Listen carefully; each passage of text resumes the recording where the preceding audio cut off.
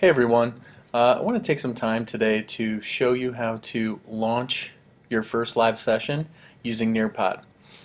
So we want to make sure that we're logged into Nearpod, and once we've logged into Nearpod, we should be at a screen that says what would you like to do. And today we're going to launch a live session via the web. On another screencast I'll try and show you guys how to launch a live session using your iPad in the classroom. So we're on Nearpod, we're logged in. We're going to go ahead and click on My Library, and all the published activities or lessons that you have will be within your library, only if they've been published. They have to be published in order for you to launch a live session. So what I'm going to do today is I'm going to go ahead and choose one of my sessions. I'm going to choose this one, which is the one that we're going to be doing during the staff meeting. And then it's going to give you an option down here to click Live Session. So I'm going to go ahead and click Live. And then it's going to pop up with a 5-letter code that you will give to your students. The 5-letter code is going to be specific for each of those student classes. So each time you launch, you want to get a new code after you've done the presentation with one class so you can keep all your data separated. So you would give this to the students, maybe write it on the smartboard or on the whiteboard in the classroom, and then once they've done that, up here in the left hand corner you're going to see that there's little people up on the left hand side. And once somebody logs in, it's going to be green. So while you guys are sitting watching this part of the screen, I'm going to use the Nearpod app on my phone, and I'm going to join the session by typing in the code.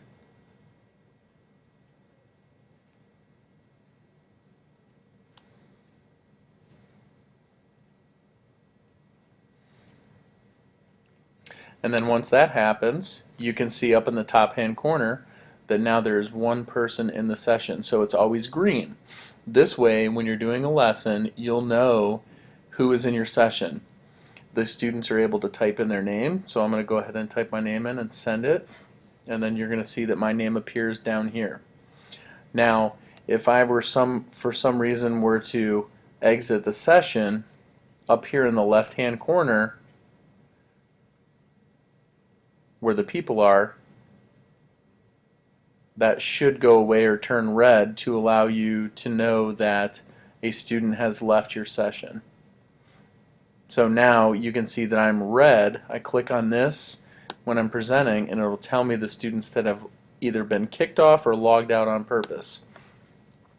I can go ahead and back in and join the session, and that'll turn green again. So this is very, very easy to see, and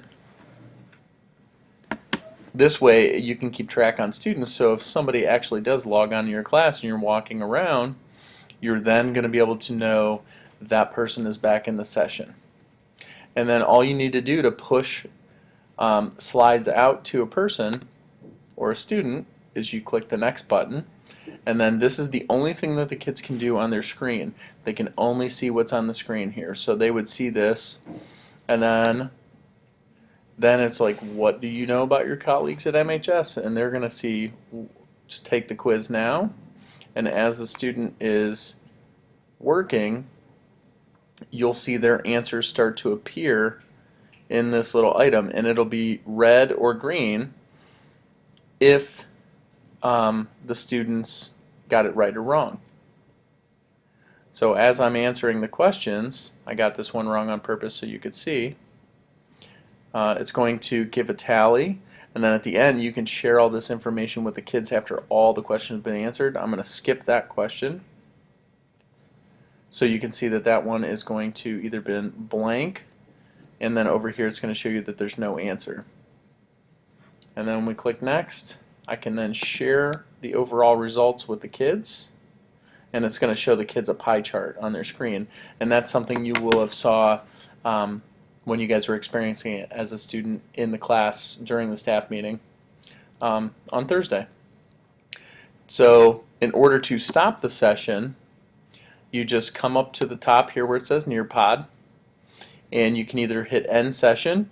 If you're completely done with the session with your class, I would recommend clicking on the reports button, and it's going to email an account of all these answers to you, and it's going to send it to you in your email, and it's going to be in a PDF. So those of you that are working on student engagement, or monitoring or tracking student progress, maintaining response rates, this would be a great tool to use. So I'm going to click cancel.